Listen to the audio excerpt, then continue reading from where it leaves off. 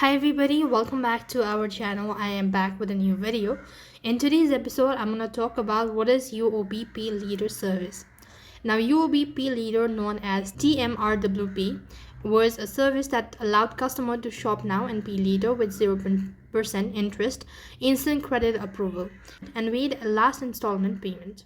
Now, however, UOB announced that the TMRWP credit facility will be deactivated on 1st November 2024, which means that it has already applied. Now, the customer will remain a balance on their TMRWP credit facilities or will need to make payment on the fixed installment amount until the terms are fully settled. Now, UOB does offers other services that can help with managing credit card purchases, including UOB Smart Pay or Easy Payment Plan or credit limit increase or Flexi credit plan as well. So you could go to this link and here you could read about this in details. With that being said, we've completed the steps. That's all for this video. I hope the video was helpful. Make sure to like, share and subscribe to our channel.